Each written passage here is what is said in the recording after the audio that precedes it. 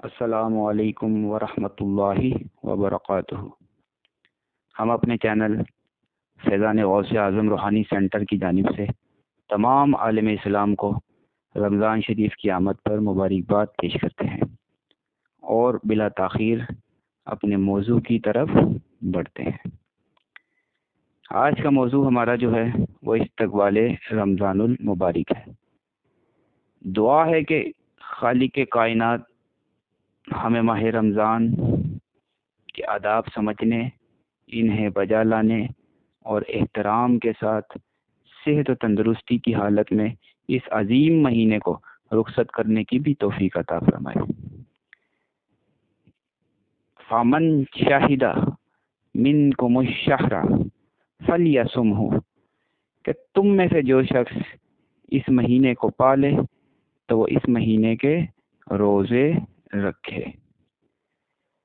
طلوع صبح صادق سے لے کر غروب آفتاب تک اس مہینے کے اندر نیت صوم یعنی روزے کی نیت سے سارا دن کھانے پینے اور جمع کے بغیر گزارتے۔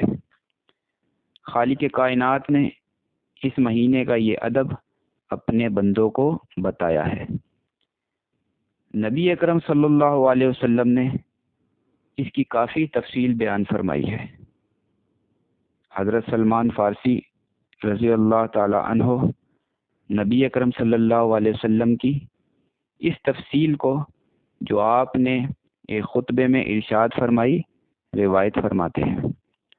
خطابنا رسول اللہ فی آخری یوم من شعبان، نبی اکرم صلی اللہ علیہ وسلم نے شعبان کے آخری دن ہمیں خطبہ ارشاد فرمایا۔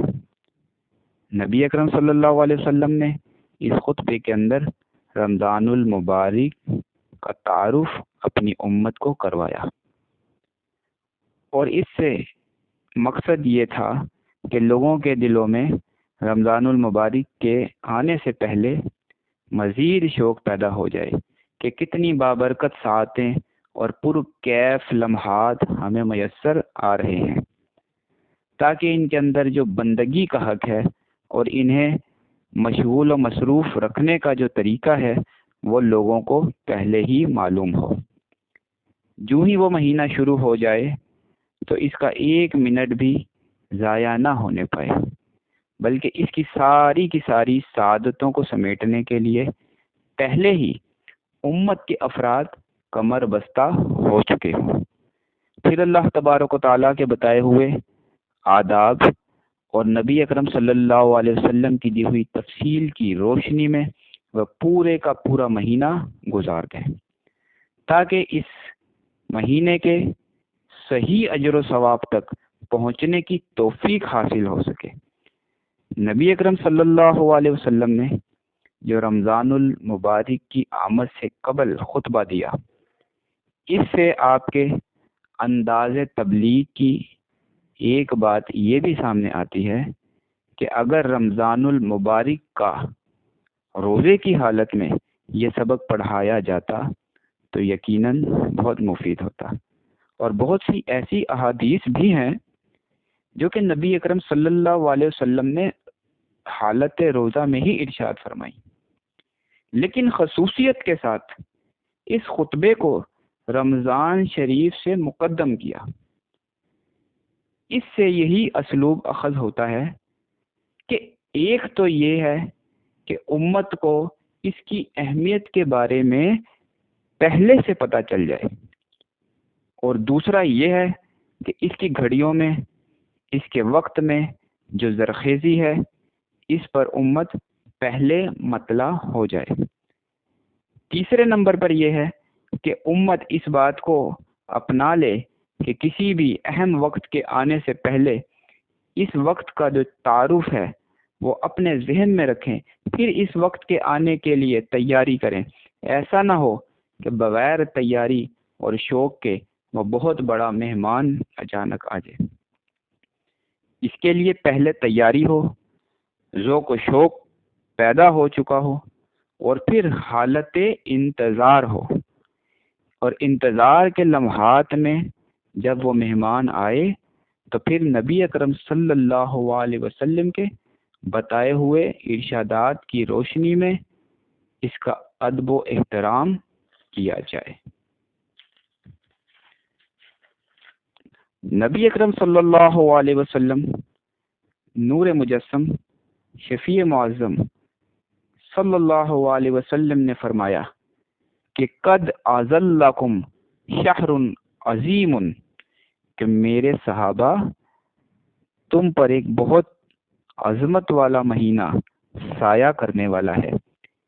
شعبان کے آخری دن نبی اکرم صلی اللہ علیہ وسلم نے اپنے صحابہ کو فرما رہے ہیں کہ رمضان شریف بالکل قریب پہنچ گیا ہے، ابھی اس کی رحمت کا سایہ اور اس کی رحمت کی چھتری پوری دنیا پر تان دی جائے گی۔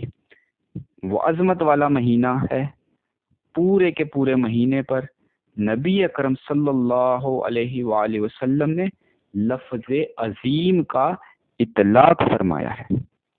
یہ مہینہ، اس کے دن، اس کی راتیں، اس کی صبحیں، اس کی شامیں، اس کا گھنٹہ، اس کا منٹ، پورے کا پورا مہینہ جو ہے خالق کائنات نے اس کو عظمتوں سے ہمکنار فرمایا ہے۔ اور مہینے کو عظمت والا کہنے کا مطلب کیا تھا؟ مطلب یہ تھا کہ یہ مہینہ عظمت والا ہے، یعنی جو اس کے اندر عبادت کرتا ہے وہ عظمت والا بن جاتا ہے۔ جب وقت میں اتنی عظمت ہے، اس ظرف میں اتنی عظمت ہے، اس زمان میں اتنی عظمت ہے، تو اس وقت کے دن جو اللہ کی بندگی کرے گا، یہ مہینہ ایسا ہے کہ اس بندے کو بھی عظمتوں سے ہمکنار کر دے گا۔ تو اللہ تبارک و تعالی ہمیں رمضان المبارک کی آمد سے قبل اس کی اہمیت کو سمجھنے اور جوش و جذبے کے ساتھ اس کا استقبال کرنے کی توفیق عطا فرمائے۔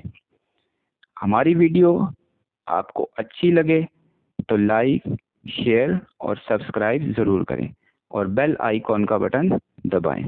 السلام علیکم ورحمۃ اللہ وبرکاتہ۔